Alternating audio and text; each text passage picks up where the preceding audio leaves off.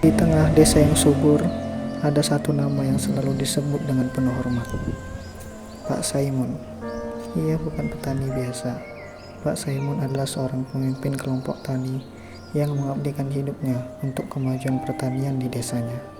Baginya, keberhasilan bukan hanya miliknya, tetapi milik seluruh desa.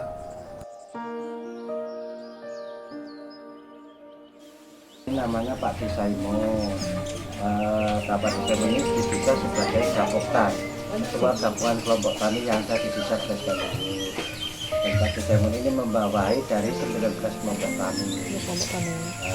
Pak Saimun ini jadi Gapoktan mulai tahun 2000. Artinya sudah 24 tahun berkecimpung di pertanian.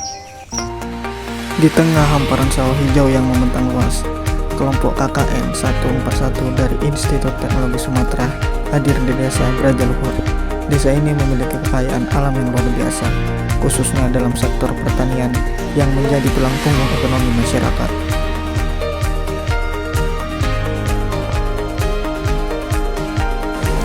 Ketika pertama kali tiba, kami disambut oleh semilir angin yang membawa aroma khas tanah yang subur. Desa ini terkenal dengan hasil panen yang melimpah. Di desa ini, kami banyak belajar mengetahui tentang pertanian yang diajarkan oleh Pak Saimun terhadap kami. Penanaman padi ini ada berapa cara, Pak? Ada dua cara. Pak? Satu sistem tanam dengan kita cara membuat semaian. Ini yang semaian yang mana, Pak? Yang ini yang pakai semaian. Tuh. Pasti dia ada larikannya. Ada jaraknya. Ya, ada jaraknya. Tuh. Kalau yang sebelah kanan ini dia pakai tabela. Tabela itu tabur benih langsung. Ya kan? Nah, ini kita benih itu kita rendam, kita peram, 2 malam akhirnya kita tabur. Jadi kalau yang tabela itu tidak pakai jarak. Tapi kalau tanam kita pakai jarak. Untuk tempatnya, Pak, yang tabela ini memang harus yang sawah rawa atau enggak? Sama saja. Walaupun rawa kawasan ini bisa. Terkecuali kalau padi gobo, padi darat. Padi darat. Ya, nggak bisa. Karena tempatnya kita agak sulit kalau di darat. Nah, ini ada ukurannya. Kalau 1/4 hektar ini sekitar 10 kilo benih. 10 benih. Oh, ini sih itu. Jadi harus ada aturan. Kalau nggak ada aturan nanti jaraknya terlalu rapat. Penanggulangannya penyakit sangat sulit. Di mana dia? Itu ya. Kita pergi. Oke, monggo. Jadi selamat pagi Pak De.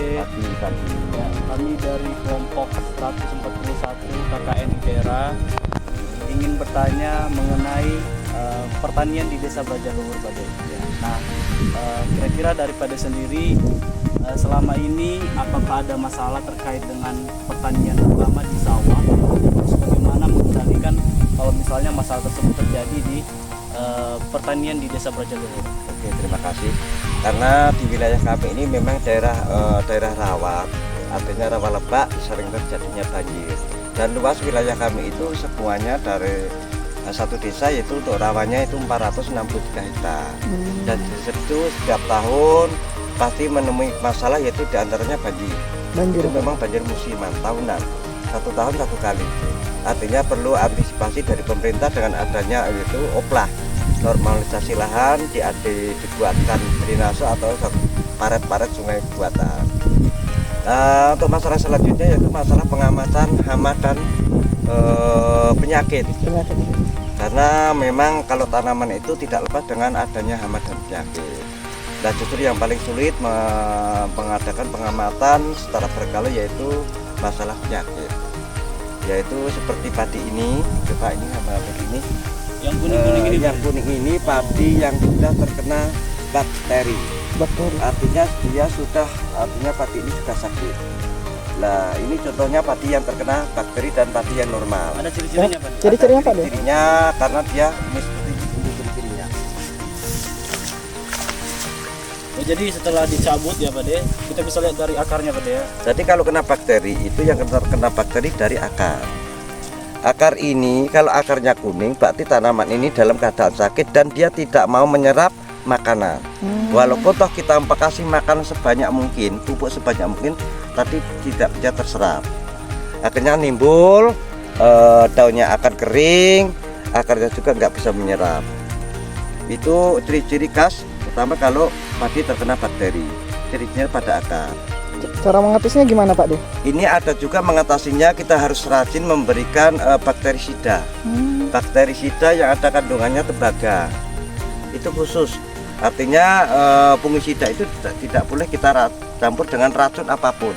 Karena di situ kandungannya bakterisida. Berarti Pak, fasilitas yang digunakan untuk menyemprotkan itu harus steril. Harus ya, Pak? steril. Nggak boleh bercampur Nggak dengan boleh bahan bercampur kimia yang dengan racun. Artinya harus steril. Kan itu. Ini ciri-cirinya tanaman terserang penyakit bakteri. Nah, kalau ini tanaman yang masih normal ini. Oh, beda ya daunnya Pak ya? Iya, daunnya Lebih beda. banyak daun hijaunya daripada Dari daun dan dari akar sudah beda. Kalau tanaman normal berarti akarnya pasti putih. Nah, ini kalau kita kasih makanan pasti dia akan diserap karena akarnya masih sehat. Ya, ini kan. Kalau ini artinya tanaman ini kasih makanan pasti diserap. Nah, bedanya sangat jauh. Nah, ini kalau petani kita kalau tidak tahu ini cara mengatasinya, nah ini paling sulit, namanya bakterisida. Nah, contohnya nih Pak De, kalau misalnya ini terus dibiarkan tanpa ada pengamatan dari petani, berarti akan terjadi Gagal panen, ya Pak De, ya? betul, akan gagal panen. Makanya kita sebagai orang didepankan di desa yaitu Gapoklat, kita harus rajin-rajin memantau tanaman tani. Kalau foto kami tidak ada honor operasional karena sifatnya kita berjuang untuk kemajuan di terhadap petani tersebut. Oke. Di setiap langkah kami di lapangan, kami belajar bahwa menjadi petani bukan hanya soal menanam dan memanen. Ada tanggung jawab besar yang mereka emban menjaga kelangsungan hidup banyak orang melalui dedikasi mereka. Ketika dia mengajarkan kami cara menghadapi hama dan penyakit pada padi, kami menyadari bahwa ilmu ini tidak hanya tentang teknik, tetapi juga tentang ketangguhan dan ketelitian. Bapak ini adalah garda terdepan di desanya.